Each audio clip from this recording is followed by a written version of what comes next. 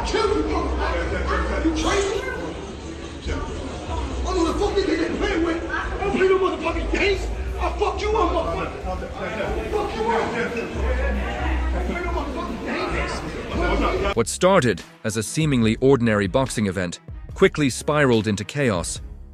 When Floyd Mayweather and Gervonta "Tank" Davis made headlines for all the wrong reasons, the long simmering tension between the former mentor and mentee reached its boiling point, and the result a physical altercation that left. I remember first hearing an issue between Floyd and Gervonta before Gervonta fought Pedraza.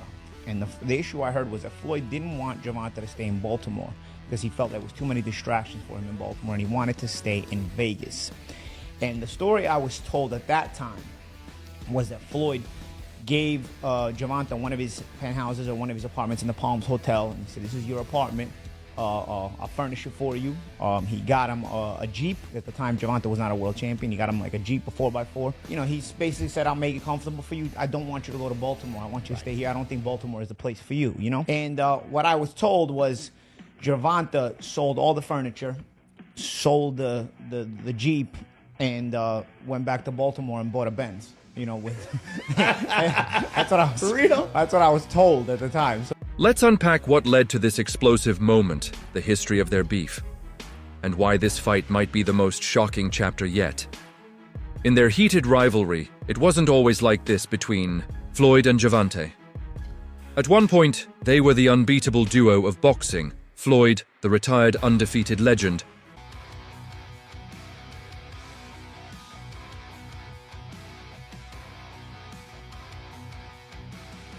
guiding the career of the rising star Tank Davis.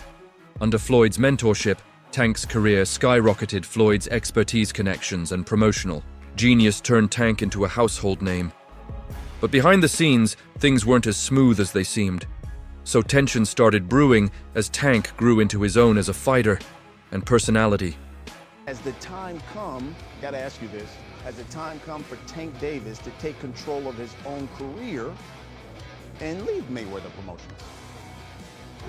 It don't necessarily have to be leave Mayweather Promotions. It's about just becoming that man, handle your own responsibility, your own priorities.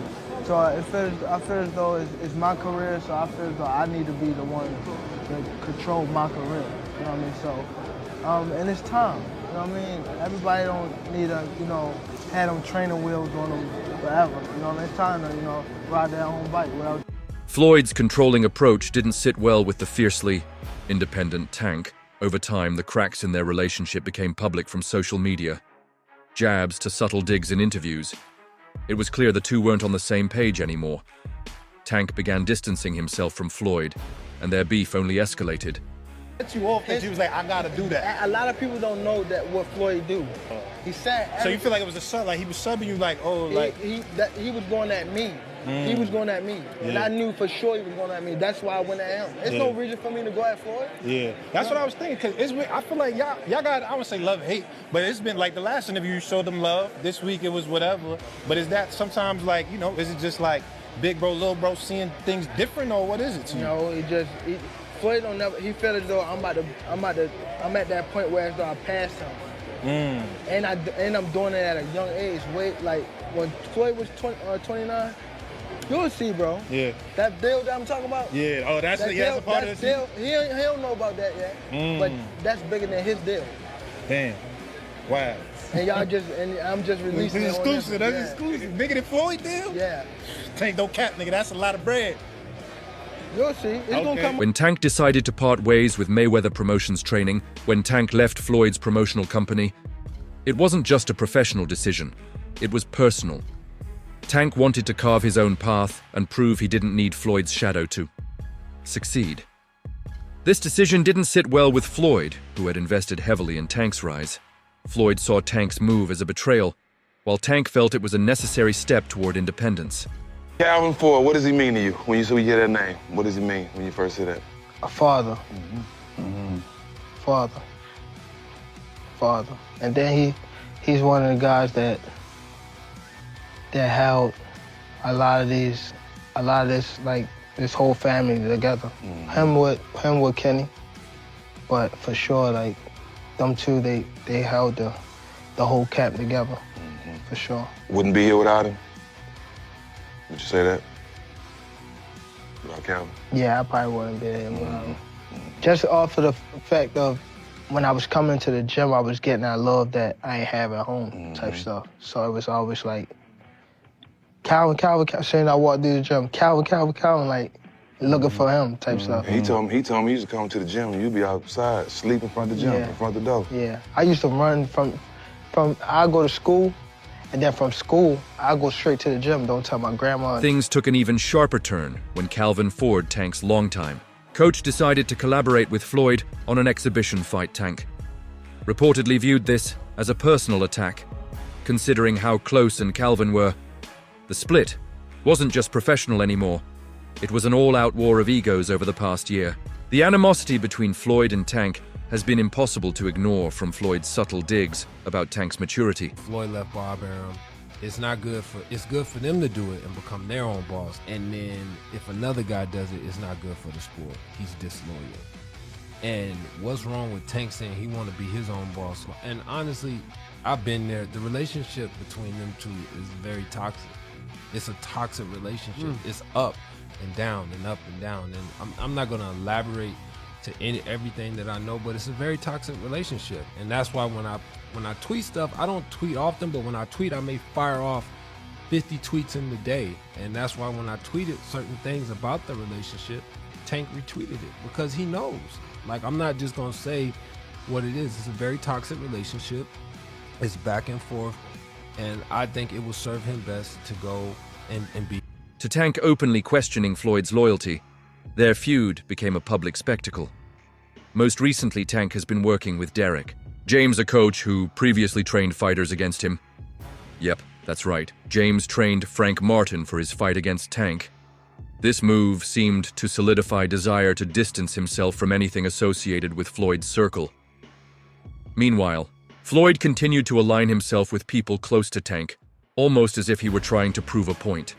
As you're going through preparations with Derek James, your trainer, your father's by your side as well, how do you prepare for someone that has the concussive knockout power like Gervonta Davis? I mean, I just gotta be who I am. You know, I gotta go in there and fight my fight, you know what I mean, be comfortable. The tension finally reached a breaking point outside a boxing event. Floyd and Tank were both attending the event, but no one expected them to cross paths. The event itself was already buzzing with energy. But when Floyd and Tank spotted each other, the atmosphere shifted dramatically. It started with verbal jabs, but then things escalated quickly. Ugas, what do you think about his performance against Ugas? Let me talk about Ugas first. Ugas, like, going into the fight, I knew that there's not many fighters like Dennis Ugas. And the reason why I say that is because a man who escaped 6 times from Cuba, right? And on the 7th time, he was able to escape. So how do you break his will? Because you can imagine what they did to him every time they caught him. How do you break him? I told Errol, I said, listen, there's one, you got to break him because he's not going to stop coming. And if you watch him in the fight, Errol broke his ribs, but all this broken stuff. And in the corner, he would put ice on him, but he would go back out there and fight, and didn't bat an eye, right? So it's like he embraced the pain. So it's like he embraced everything else because who he was greater than what you saw. And knowing the story says, hey man, it's not this. Floyd, known for his usually calm demeanor, lost his temper and lunged at Tank. The two exchanged blows before security intervened, but the damage was done. The footage of the altercation spread like wildfire, with fans and media outlets scrambling to make sense of what had just happened.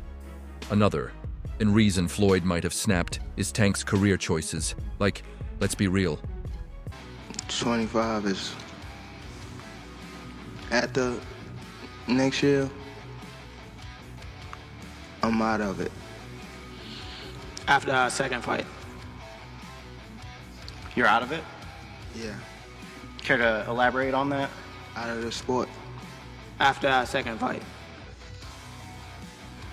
Nah, no, I'm gonna win, bro.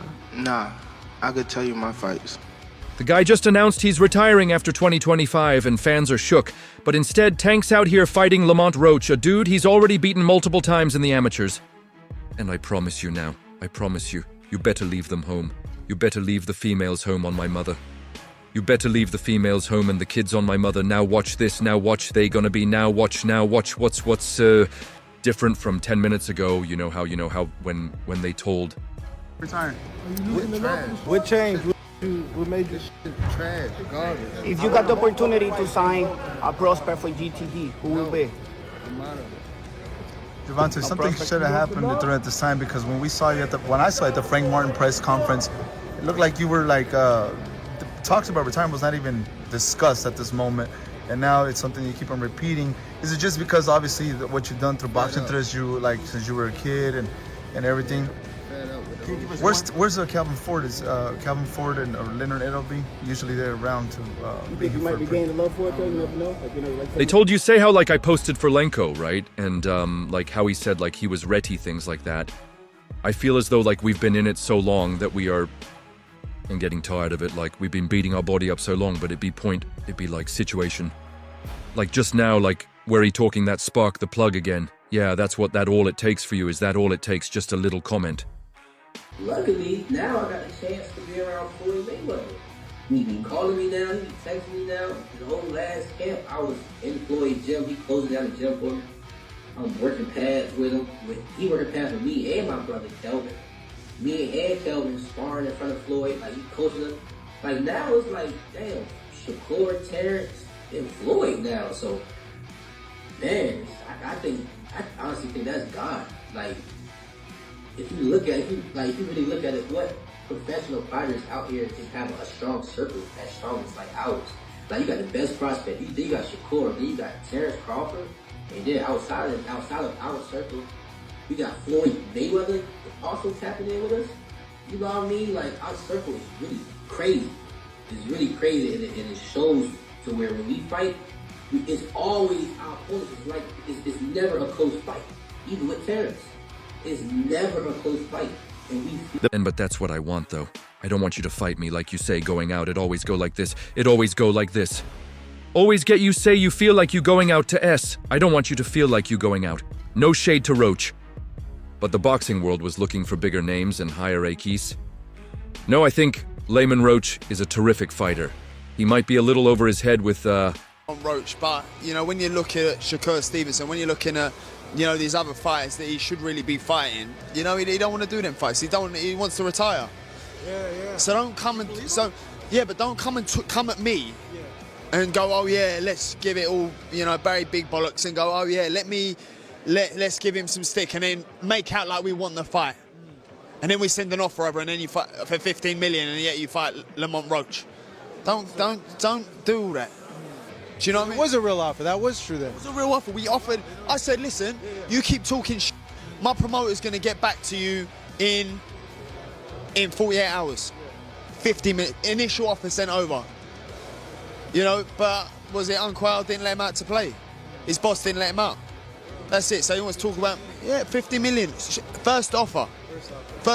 There was room to negotiate. Of course there was. But he's an idiot. I don't even know if he knows what negotiating. With Gervonta Davis. Devon Davis is, I mean to say the least, he's a beast. He really is. He's a tremendous fighter. He's a dedicated fighter when he comes to training and fighting and making sure that he's in optimal conditions when he steps inside that squared circle. It's going to be a tough night for Roach, but you can never count him out, watching him.